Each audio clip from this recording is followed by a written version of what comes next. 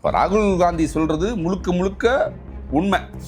Article அரசமைப்பு சட்டம் 14, 19, 21, 325, 326 இதை மீறி அப்பட்டமா எலெக்ஷன் கமிஷன் நடந்துக்குது. इलेक्टोरल बॉन्ड्स का जो कॉन्सेप्ट है वो नरेंद्र मोदी जी ने डेवलप किया और उसको इम्प्लीमेंट किया. वो दुनिया का सबसे बड़ा एक्सटॉर्शन रैकेट है. मैं फिर से कह देता हूँ, दुनिया का सबसे बड़ा नेशनल लेवल का एक्सटॉर्शन रैकेट है.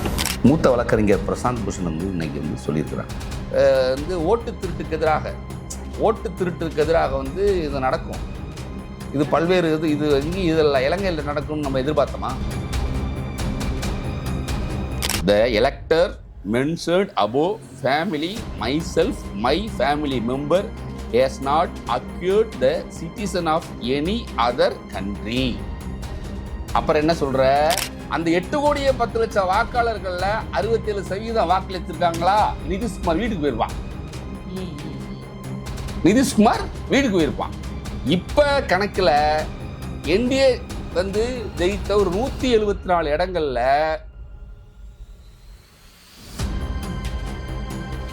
30/9/2025 செப்டம்பர் மாதம் ஃபைனல் எலக்டோரல் லிஸ்ட் வெளியிடுறாங்க. அதில் 7,42,00,000 பேர் தான் இருக்கிறாங்க. ஆனால் எலெக்ஷன் முடிந்த உடனே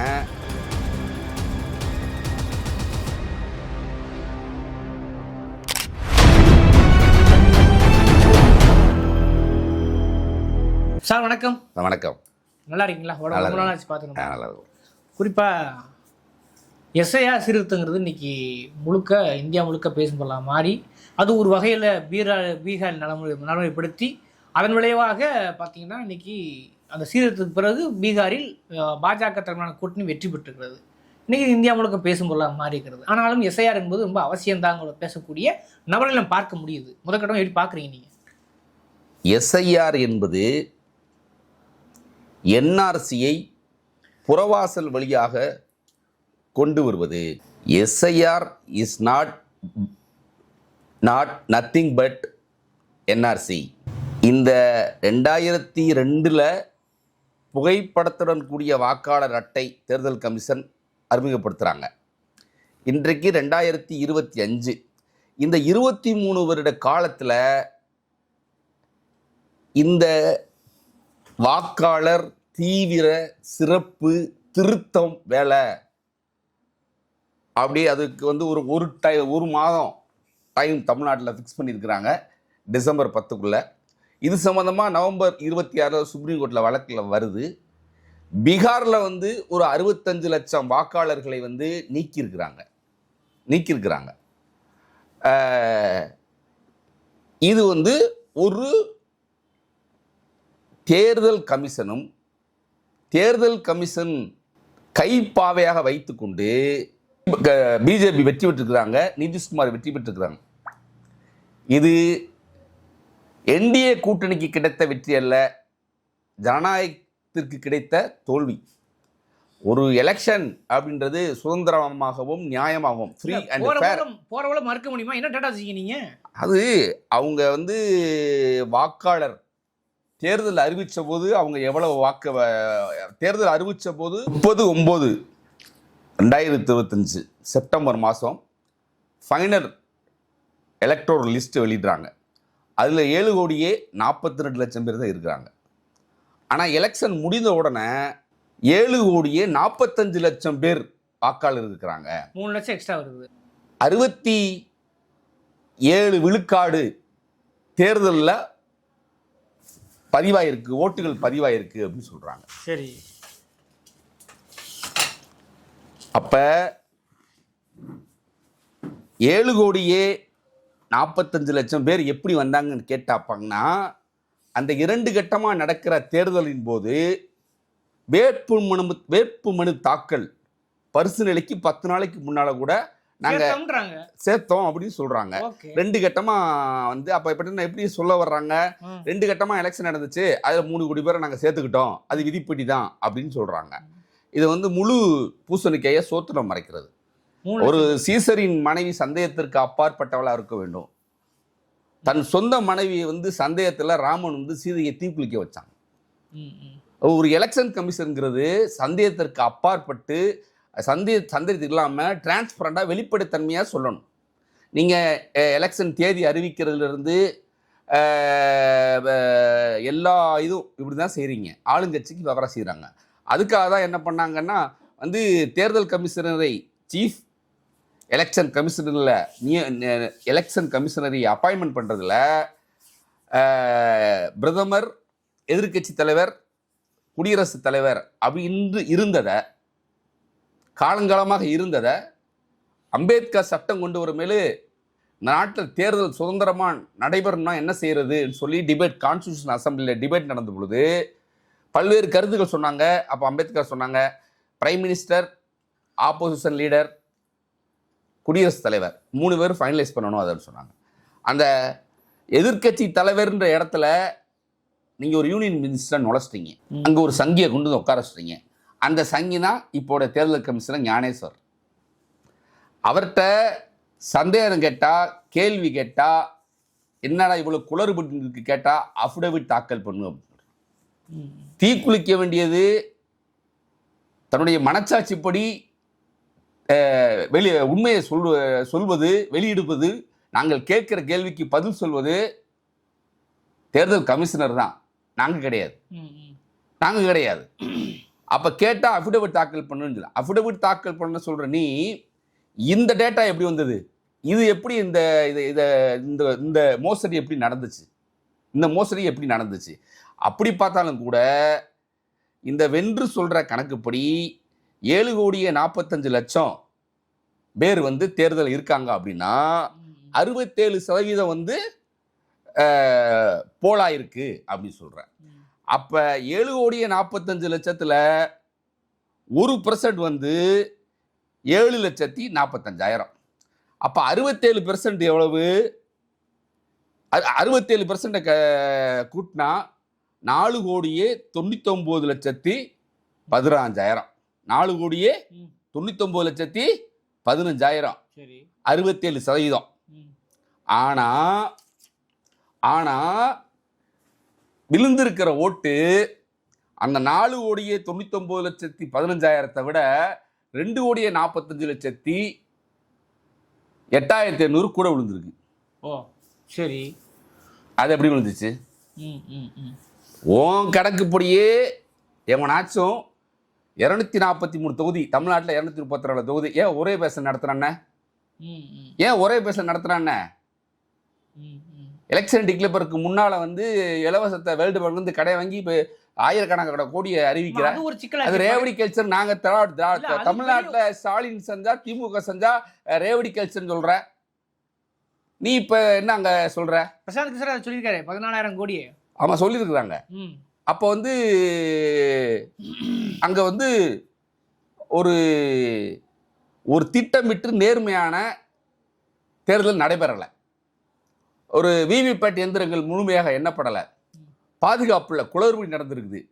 அந்த குளறுபடிகளை வந்து செய்வதற்கு, சதி பண்றதற்கு 65 லட்சம் வாக்காளர்களை ஏற்கனவே எஸ்ஐஆர் மூலமா நீக்கிட்டாங்க. இருக்கிற 65 லட்சம் பேரை, அப்ப 7,45,00,000 பேர் இருந்து ஒரு 65 ஆனா 7,45,00,000 ஒரு 65,00,000 கூட்டிக்கங்க. 8,10,00,000 வாக்காளர் இருப்பாங்க. அந்த 8,10,00,000 வாக்காளர்கள்ல 67% வாக்களித்திருக்காங்களா? நிதிஷ்குமார் வீட்டுக்கு போயிருப்பான். இப்ப கணக்குல என்டிஏ வந்து ஜெயித்த ஒரு 174 இடங்கள்ல அந்த வாக்கு வித்தியாசம், வெற்றிக்கான வாக்கு வித்தியாசம் ஒரு தொகுதியில வந்து ஒரு சட்டமன்ற தொகுதியில வந்து தேசிய ஜனநாயக கூட்டணிக்கும் தேஜஸ்வி கூட்டணிக்கும் இடையில பாஜக கூட்டணி ஜெயிக்குது. அந்த ஜெயிக்கிற வித்தியாசம் இருக்கு பாத்தீங்களா? அது அந்த சட்டமன்ற தொகுதியில நீக்கப்பட்ட வாக்காளரோட ரொம்ப குறைவா இருக்கு. அந்த வாக்காளர்கள் குறைவா அந்த நீக்காம அந்த தொகுதியில இருந்திருந்தாங்கன்னா ஏறக்குறைய 174 இடங்கள்ல இப்படிதான் நடந்திருக்குது. 174 ஜெயிச்சிருக்க வாய்ப்பு இருக்கு. அப்பனா ஆமா, ஜெயிச்சிருக்க வாய்ப்பு இருக்குது. சரி, அந்த டேட்டாவை சொல்லுங்க கொஞ்சம். இருக்கு. இது யார் சொல்லணும், ம். யார் செய்யணும்? ம், ம். இப்போ என்ன பண்ற, நீ வந்து இன்ன வரையும் எலெக்ஷன் கமிஷன் ஆஃப் இந்தியாவுடைய வெப்சைட்ல ம். இத்தனை வாக்காளர்கள் எண்ணிக்கையில நம்பர்ஸ்ல வாக்களிச்சிருக்காங்கன்னு உன்னால ஏன் சொல்ல முடியல? ம், ம். ஏன் சொல்ல முடியல? ம். சொல்ல முடியாத காரணம் என்ன? காரணம் என்ன? அப்போ வந்து இதுல பாருங்க, வந்து ஒரு மிகப்பெரிய ஒரு ட்ரிக் இருக்குது. இந்த எஸ்ஐஆர் என்கிற ஒரு நயவஞ்சகமான முறையில் 65 லட்சம் தாழ்த்தப்பட்ட சிறுபான்மை மக்களை ஓட்டு இதுல இருந்து நீக்கிட்டான். அதுக்கு என்ன காரணம் இன்னைக்கு சமூக யதார்த்தம் எப்படி இருக்குது? ஒரு சட்டமன்ற தொகுதியில ஒரு வாக்குச்சாவடியில போய் ஒரு வாக்களிக்கிற ஒரு வாக்காளர் தன்னுடைய வாழ்வாதாரத்திற்காக அந்த சட்டமன்றத்திற்குள்ளேயே தொகுதிக்குள்ளேயே தன்னுடைய வாழ்க்கை தொழில் இருக்குதா?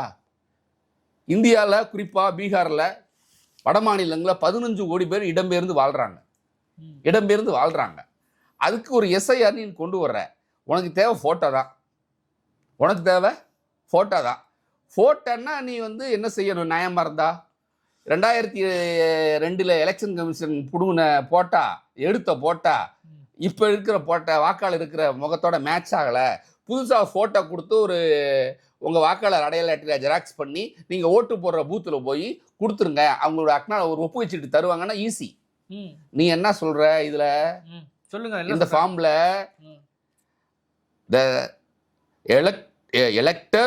the elector mentioned above family myself my family member has not acquired the citizen of any other country.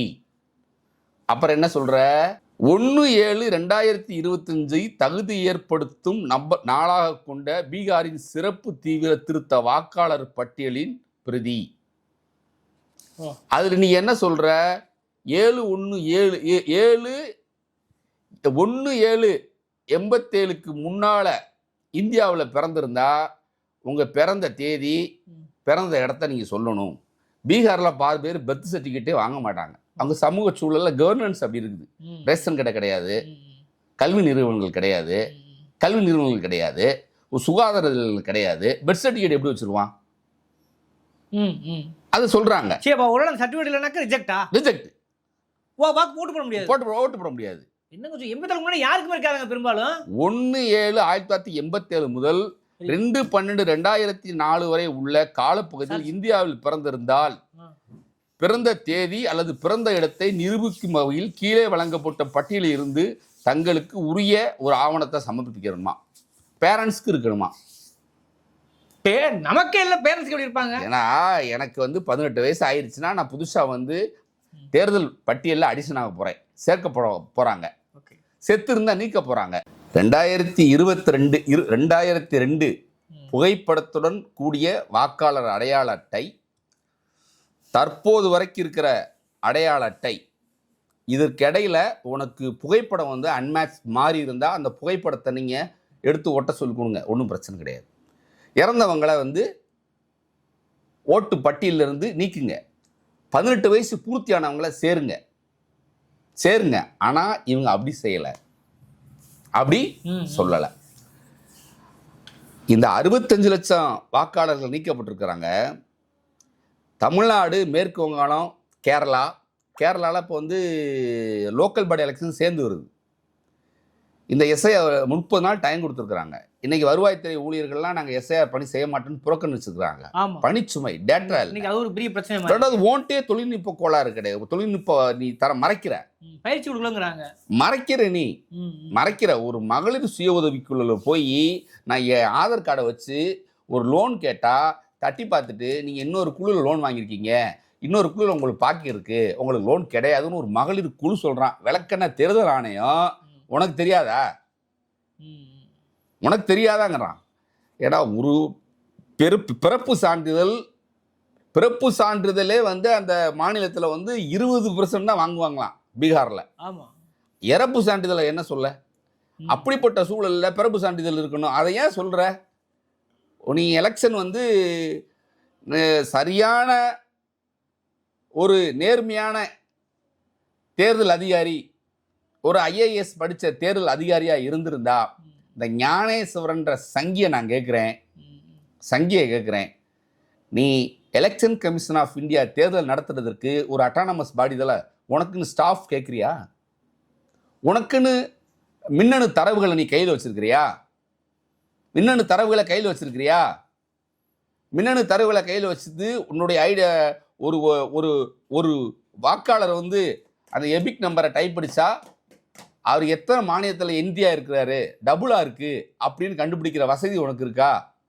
வசதியை மறைக்கிற. பப்ளிக்கை அதை கொண்டு வர முடியல உன்னால. பப்ளிக்கை ஏன் கொண்டு வர முடியல?